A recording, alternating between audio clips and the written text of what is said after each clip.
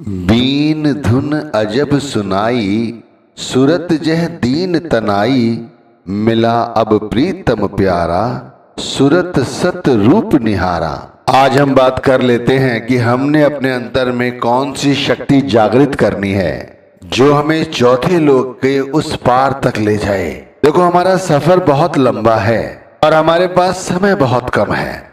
इस समय के अंतर में ही हमें अपने अंतर में वो शक्तियां जागृत कर लेनी है कि हम चौथे लोक के उस पार तक जाएं, वहां की सोची रखें, उस अगम लोक की भक्ति करें, जिसे अनामी लोक, राधा स्वामी लोक, चौथा धाम, चौथा पद, अखंड, अविनाशी, तरह तरह नामों से जाना जाता है।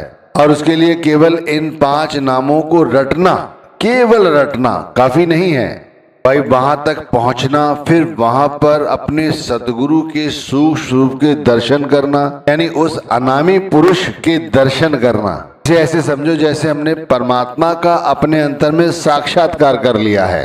फिर उन दर्शनों के बाद हमें किसी चीज की और आवश्यकता नहीं है। फिर अंतर में वो अनंत के नाद, वो अनंत का संगीत हमारे अंतर में गूंजता रहता है।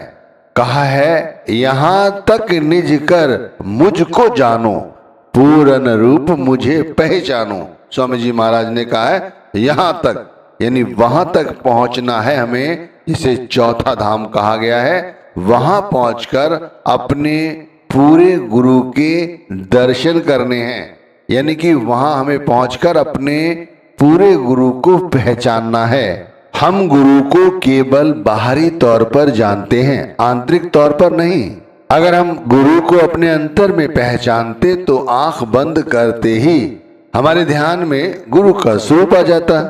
हमारे अंतर में सोहम की शक्ति जागृत हो जाती, ज्योत निरंजन जैसी धाराएं प्रबलता से बहती। 5 रूहानी मंडलों के धनियों के साथ हमारा मेल मिलाप होता। हम रोज महाशून्य की अवस्था में जाते और वहां जाकर शून्य समाधि लगाते। समाधि में हमें वो शब्द का प्रकाश दिखाई देता, वो शब्द धुन सुनाई देती। ना हमने वो अजब धुन सुनी, ना ही वो अजब प्रकाश देखा, ना ही हमारी जो सूरत है उसने अपनी दीनता त्याग पाई। कहा है स्वामी जी ने, बीन धुन अजब सुनाई, सूरत जह दीन तनाई। देखिए, हमें गुरु भी मिल गए, गुरु का सहारा यानी जो शब्द था वो मिल गया, गुरु प्रीतम प्यारा मिल गया। फिर भी हमारी सूरत ने अभी गुरु को नहीं पहचाना, शब्द को नहीं जाना। कैसे? क्योंकि वो बाहर ही बाहर गुरु को जानती है, शब्द भी हम बाहर ही बाहर जपते हैं। यदि हमने थोड़ी सी भी मेहनत की होती, हमारी सूरत ने सत्य का रूप निहार लिया होता, यानी कि सत्य के साथ जुड़ गई होती, तो आज वो चौथे लोक को पार करके वो परम पिता परमात्मा यानी गुरु का साक्षात्कार कर लेती। मिला अब प्रीतम प्यारा, सुरत सत्य रूप निहारा। लेकिन भाई, यदि हम थोड़ी सी मेहनत करें तो हमारी सूरत उस सत्य रूप को निहार सकती है। भाई प्रीतम मिल गए, गुरु मिल गए। गुरु ही परमात्मा है, लेकिन गुरु को हम बाहरी बाहर पूछते हैं, अंतर में नहीं। देखो, मालिक ने सभी को नाम रूपी दौलत बख्शी हुई है और उन्हीं ने हम पर कृपा की, तो हमें गुरु से मिलाया और अंदर जाने का तरीका बताया। लेकिन भाई, फिर भी हम ना अंदर में जाते हैं, ना उस तरीके को अपनाते हैं और ना ही उस परमात्मा का साक्षात्कार कर पाते हैं। भीखा साहिब ने कहा भी है ना, भीखा भूखा को नहीं, सबकी गठरी लाल, गिरह खोल न जानते ताते भय कंगाल। मालिक ने तो सभी को नाम रूपी दौलत से माला माल कर रखा है, और फिर हम खुद ही अगर उस चीज को नहीं समझ रहे हैं तो फिर गलती किसकी है? हमारी खुद की है। भाई, जो लोग दिन रात नाम भक्ति करते हैं, नाम के अंतर में मर जाते हैं, यानी उन्होंने केवल नाम को ही सब कुछ समझा है। हमारे लिए तो दुनिया के पदार्थ ही सब कुछ हैं, लेकिन जो गुरुमुख है वो शब्द में मर जाता है। उसके लिए उठते बैठते चलते फिरते सब कुछ शब्द ही है। भाई, जब ऐसी भक्ति करोगे तब हमारा मन निर्मल होता है, और जब मन निर्मल होता है तभी हम अपने अंतर में छुपी हुई नाम की शक्ति को पहचानते हैं। शब्द मरे मन निर्मल संतों, ये पूजा थाए पाई। ये कहा है तीसरी पातशाही ने। तो हमें अभी से ये अभ्यास में जुटना है कि हम अपने मन को निर्मल करें। और मन निर्मल होता है शब्द में मरने से। शब्द के साथ मरो, यानी शब्द के साथ अपने लिप को जोड़ो। मन में हसरत थी कोई खुद को पहचाने, तो खोजते रहे गुरु को, खोजते रहे। गुरु खोजे, गुरु मिल गए। उन्होंने युक्ति बताई, फिर भी नहीं समझ रहे हैं कि सही तरीका क्या है। खोजत खोजत सतगुरु पाए, उन ये युगत कहीं फरमाए। उन्होंने क्या फरमाया है? वो तो कहते हैं सत्संग करो, यानी अपने आप को संत मत से जोड़ो और तन मन को कुर्बान करो उस शब्द के साथ, तब कुछ काम बनेगा। सत्संग करो, संत को सेवो, तन मन करो कुर्बान। अगर हम अपने आप को पूरी तरह से गुरु को सौंप दें, तब हमारा काम बनेगा, तब इन शक्तियों को हम जान पाएंगे। हमारा मन तो दुनियादारी में फंसा हुआ है और इनसे बाहर नहीं निकलना चाहता। इसीलिए घट भीतर जो अमृत भरा पड़ा है, इसे वो मिलता नहीं। मन अंदर जाए, अंदर जाकर अमृत का रस पिए, तब उसके अंदर तृप्ति आए, तब उसे संतोष मिले, तब शांति आए। ऐसे थोड़ी, जैसे इस बात को गुरु रामदास महाराज जी ने समझाया भी है, नाम मिले मन तृप्ति, बिन नामे प्रभु जीवास। वो तो समझा रहे हैं कि धिक्कार है इस जीवन पर कि अंदर बैठकर, अंदर इस शरीर के अंदर बैठकर हमने वो अमृत रूपी रस नहीं पिया, यानी अंदर में जाकर उस गुरु के सूक्ष्म स्वरूप के दर्शन नहीं किए। भाई, जिन लोगों को भी नामदान मिला है, उन सभी से बड़ी विनम्रता के साथ कहता हूं, संकल्प करो, फिर मेहनत करो, अपने आप को शब्द के साथ जोड़ो। जब शब्द के साथ मन जुड़ेगा, तब मन को तृप्ति आएगी। नाम मिले मन तृप्ति। और कैसे समझ आएंगे भाई? नाम मिले मन तृप्ति। हम तो नाम मिल जाते हैं, नाम मिलने के बाद भी हमारे मन को तृप्ति नहीं आती। क्यों? क्योंकि इसके बाद भी हमारा जो ख्याल है वो दुनियादारी में ही उलझा रहता है। देखो, संत महात्मा हमारे सामने उदाहरण है, हमारे गुरु उदाहरण है। घर परिवार में रहते हुए भी साथ संगत की सेवा कर रहे हैं, घर परिवार में नहीं उलझे हुए हैं। वो भी तो हमारी तरह घर परिवार में उलझकर हम सबका अनादर कर सकते हैं, अनदेखा कर सकते हैं, लेकिन नहीं, उनके लिए हम ही सब कुछ हैं। और फिर देखो, संसार में रह रहे हैं, सारे कार्य कर रहे हैं, सारे व्यवहार कर रहे हैं और परमात्मा का ध्यान कर रहे हैं। यही तो सच्चे संत की निशानी है। और क्या है? इसे समझाने के लिए ये सत्संग किए जाते हैं, समझाया जाता है, बानियां ली जाती हैं कि भाई गुरु जो कहते हैं वो समझो, वो हमारे काम की चीज है। एक बार यदि नाम के साथ जुड़ गए, अंदर जाकर उस शब्द के सरोवर में स्नान कर लिया, या वो अंतर में अमृत का जो रस पान कर लिया हमारी सूरत ने, फिर देखो हमें इन दुनियादारी से हमारा मोह अपने आप दूर हो जाता है। हर हर नाम अमृत रस मीठा। भाई देख लीजिए, इतना मीठा है कि इसका शब्दों द्वारा बयान नहीं किया जा सकता। संसार का कोई स्वादिष्ट पदार्थ उसकी बराबरी नहीं कर सकता। और एक बार इसे सुनने से हमारी आत्मा जो 84 का हिस्सा बनी हुई है, उससे भी मुक्ति मिल जाती है।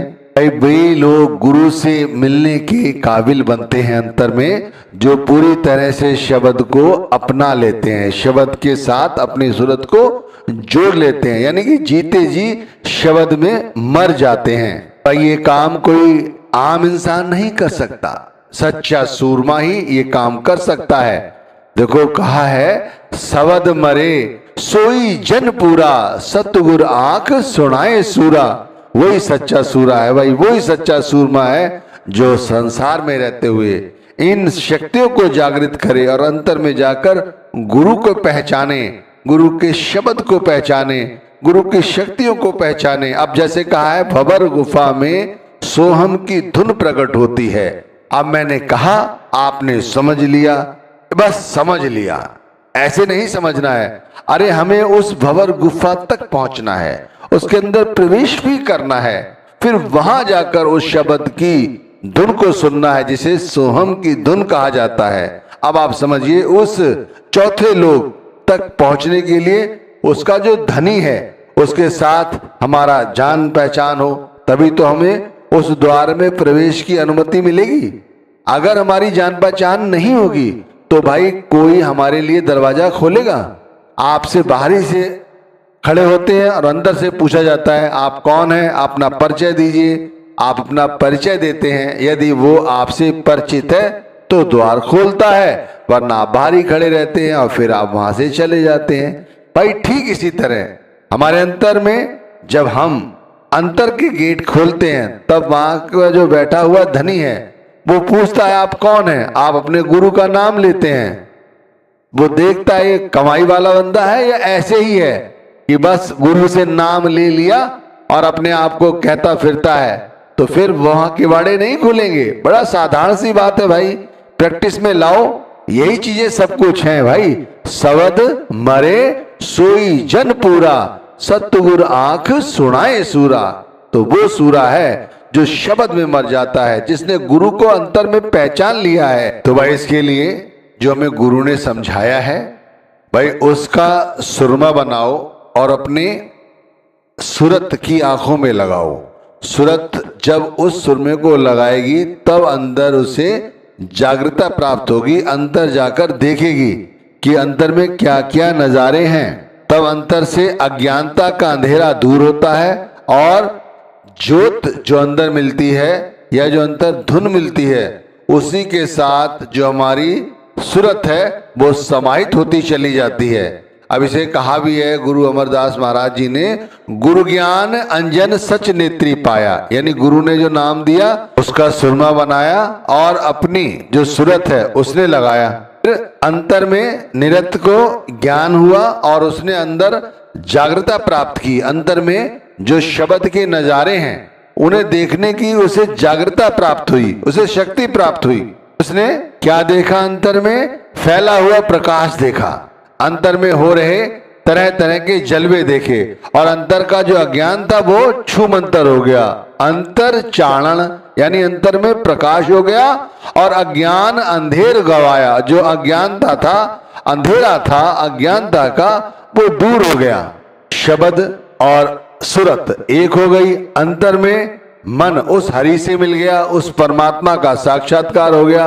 बस ये हमें करना है, हमें कोशिश करनी है भाई कि अपने अंतर में गुरु के सूक्ष्म स्वरूप को पहचानें।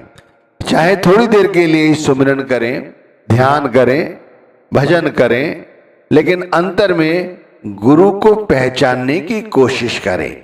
बाहरी तौर पर गुरु को देखते हो, उनके दर्शन करते हुए मुबारक है, लेकिन चूंकि हमें पूरे गुरुओं का सानिध्य प्राप्त है तो उनका कहना है कि भाई घर में ही रहकर घर परिवार की सेवा करते हुए हमें सूरमा और बहादुर बनकर अंतर में जो नाम की शक्तियां हैं उन्हें प्रकट करना है। लेकिन हमारे साथ बिल्कुल अलग है। हम लोग क्या करते हैं, नाम लेकर नाम को विसार देते हैं और उस ओर चलते हैं, उस तरफ जिधर नाम नहीं है, जिधर संसार है। फिर दुखी होते हैं, हो दुखी, अपने दुख हम खुद ही नए नए बनाते चले जा रहे हैं। पहली पातशाही ने कहा भी है, नाम विसार चले अनमार्ग अंत काल पछताई। अब ऐसे पछताते हैं जब रोग लग जाते हैं, डॉक्टर जवाब देते हैं, पड़े हुए हैं कोमा में, बस अपने मन की कोई नहीं सुन सकता। फिर अपने आप से बातें कर रहे हैं, काश हमने उस समय नाम की भजन बंदगी कर ली होती। तो ये कोई पक्की बात नहीं है। लोग सोचते हैं कि यहाँ पर हम आपको भ्रमित कर रहे हैं। ऐसा नहीं है कि आपकी ये दशा नहीं होती, लेकिन आप में शक्ति होती। नाम में वो ताकत है जो भाई सूली का सूल कर देता है। हो सकता है आप इतने बड़े असाध्य रोग के हकदार ही ना होते, थोड़े से कष्ट में ही आपका काम पूरा हो जाता। अब भाई पहले रूहानी मंडल से लेके 5वीं रूहानी मंडल तक अनेक शक्तियां हैं जो हमें जागृत करनी है। हर संकल्प के साथ उठो और अंतर में इन शक्तियों को पहचानने की कोशिश करो। गुरु का स्वरूप बाहर अच्छा है, सुंदर है, लेकिन गुरु का सच्चा